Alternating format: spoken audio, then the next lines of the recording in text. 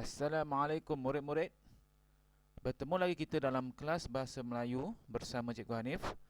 Okey, hari ini kita akan teruskan sesi PR kita untuk dalam pembelajaran aspek 5.1 tata bahasa, iaitu kita akan tengok 5.1 memahami dan menggunakan golongan kata dengan betul mengikut konteks. Iaitu pada hari ini kita akan tengok di akhir pembelajaran murid dapat memahami dan menggunakan pelbagai kata seni nama dan ayat aktif, ayat pasif mengikut konteks dengan betul. Okay, hari ini kita akan tengok yang pertama ialah kata sendi nama, seterusnya yang kedua ayat aktif dan ayat pasif. Okey, yang pertama kata sendi nama. Apakah kata sendi nama? Okey, kata sendi nama ialah kata yang digunakan untuk menyambungkan frasa nama dengan kata atau frasa-frasa dalam ayat. Okey, jadi kata sendi nama ni digunakan untuk menyambung. Nak sambung macam mana? Jom kita tengok. Okey, contoh ayat yang menggunakan kata sendi nama cikgu dah sediakan di sini. Pegawai pelajaran Kemaman menyampaikan hadiah para pelajar. Okey, jadi di tempat kosong itu ada kata sendi nama yang digunakan untuk menyambungkan frasa nama dengan kata nama ataupun frasa nama dengan frasa nama. Kita tengok kata sendi nama yang paling sesuai apa? Okey, kata sendi nama yang paling sesuai untuk diletakkan di tempat kosong ialah kepada. Jadi ayatnya, pegawai pelajaran Kemaman menyampaikan hadiah kepada para pelajar. Okey, di situ kita boleh tengok ada frasa nama menyampaikan hadiah dan frasa nama para pelajar. Jadi kata sendi nama ni menyambungkan frasa nama kepada frasa nama ataupun frasa nama kepada kata nama ataupun kata nama kepada frasa nama. Terpulang Okey. Seterusnya kita akan tengok contoh kata sendi nama. Yang ini ada cikgu senaraikan contohnya. Okey, ada akan, kepada, terhadap, bagi, untuk, dari, daripada, di, dengan, hingga, sampai, ke, kepada, oleh, pada, sejak, umpama, bak, dan yang terakhir tentang. Kita tengok seterusnya contoh kata sendi nama yang sering digunakan. Cikgu ada senaraikan sedikit contoh kata sendi nama yang biasa kita dengar, iaitu yang pertama di. Okey, di digunakan untuk menyatakan tempat. Dieja terpisah daripada kata nama atau frasa nama yang mengikutinya. Dikena eja jauh.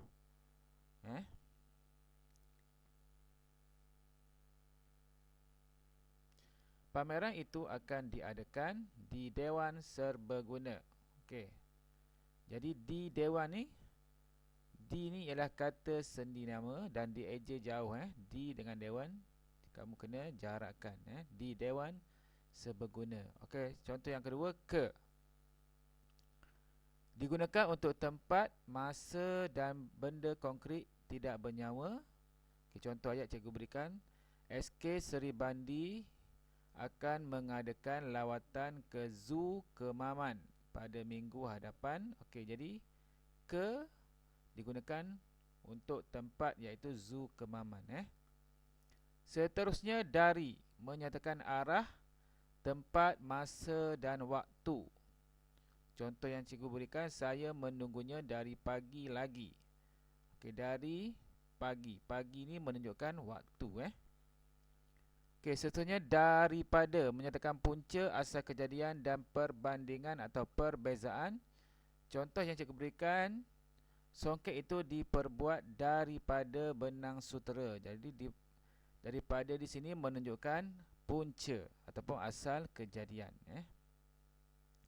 Okey, kata sendi nama seterusnya pada digunakan untuk masa, manusia, binatang, benda abstrak dan benda konkret tertentu. Contohnya buku itu ada pada Azman. Okey, untuk menunjukkan manusia ataupun pada pendapat saya COVID-19 akan lenyap pada tahun ini. Okey, pendapat ni menunjukkan benda abstrak pada pendapat saya. Seterusnya contoh yang terakhir ialah untuk digunakan untuk menentukan sesuatu yang dibezakan daripada yang lain. Contohnya, baju ini ibu belikan untuk adik. Okey, ini ialah contoh kata seni nama. Seterusnya, kita tengok ayat aktif dan ayat pasif. Okey, apa dia ayat aktif dan ayat pasif? Okey. Ayat aktif dan ayat pasif ini merupakan ayat yang mempunyai maksud yang sama, tetapi berlainan strukturnya. Apa yang lain? Jom kita tengok. Okey, kita tengok ayat aktif. Ayat aktif ialah ayat yang menekankan atau mengutamakan si pelaku atau pembuat sesuatu subjek, dan ayatnya menggunakan kata kerja yang berawalan men, menge dan menye. Okey. Mengutamakan si pelaku, maksudnya nama pelaku ada di hadapan. Ali menyepak, Abu menulis. Okey. Seterusnya kita tengok ayat pasif. Ayat pasif adalah ayat yang menekankan atau mengutamakan objek atau perbuatannya. Ayat ini mengandungi kata kerja tanpa awalan atau kata kerja yang berawalan di berserta dengan kata sendi oleh. Okey, mengutamakan objek. Contohnya, kasut itu, buku itu. Objek berada di hadapan. Okey, untuk membuatkan kamu lagi faham, jom kita tengok contoh yang cikgu sediakan. Okey, contoh 1. Cikgu sediakan ayat aktif. Saya mencuci kasut sekolah. Jadi, ayat aktif menekankan orang, subjek. Jadi, subjek berada di hadapan. Okey, jom kita tukar kepada ayat pasif. Ayat pasif mesti ada objek di hadapan. Jadi, objeknya kasut. Kasut di sini, di tengah ni, akan pergi ke hadapan. Jadi, bila kita tukar kepada ayat pasif, diri pertama, kasut sekolah saya cuci. Ayat aktif dia, saya mencuci kasut sekolah. Ayat pasif dia, kasut sekolah saya cuci, menggunakan kata ganti diri pertama, iaitu saya. Okay, contoh kedua, iaitu ayat aktif dan ayat pasif diri kedua. Okey, ini menggunakan kata ganti nama diri kedua. Okey, kata ganti nama diri kedua yang cikgu ambil, awak. Awak harus mencuci kasut sekolah itu. Okey, bila kita nak tukar kepada ayat pasif, kita akan ambil objek duduk di hadapan. Kasut sekolah itu harus awak cuci. Okey, ini senang je. Contoh 1 dan contoh 2 senang. Kita tukar je. Okey, cuma cikgu nak kamu faham, yang susah sikit ialah contoh ketiga. Tak apa, kita tengok sama-sama. Contoh ketiga ni kita guna ayat aktif dan ayat pasif diri ketiga. Maksudnya kita guna kata ganti nama diri ketiga. Apa dia kata ganti nama diri ketiga? Dia, mereka, beliau, baginda. Okey, cikgu ambil dia. Dia mencuci kasut sekolah. Okey, bila kita nak tukar kepada ayat pasif, dia ada perbezaan sedikit daripada contoh 1 ni. Dia ada perbezaannya ialah kasut sekolah dicuci olehnya. Dia mesti ada imbuhan. Mesti ada kata kerja dia, mesti ada imbuhan di. Kamu kena letak imbuhan di. Dicuci. Untuk kata ganti nama diri ketiga. Dan seterusnya, mesti ada kata sendi oleh. Ni oleh. Mesti ada kata sendi oleh dan diikuti dengan kata ganti nama diri ketiga. Jadi dia tu kita tukar kepadanya. Bila kata ganti nama diri ketiga, mesti kena ada di dan oleh. Dia mencuci kasut sekolah. Kasut sekolah dicuci olehnya.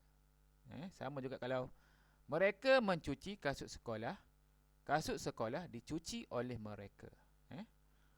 Okey, cikgu harap kamu dapat memahami PDPR pada hari ini mengenai kata seni nama dan ayat aktif dan ayat pasif. Jadi cikgu harap kamu dapat menyiapkan tugasan yang akan cikgu berikan sebentar nanti. Okey, setakat itu saja. Sekian, terima kasih. Semoga beroleh manfaat dan kejayaan. Assalamualaikum.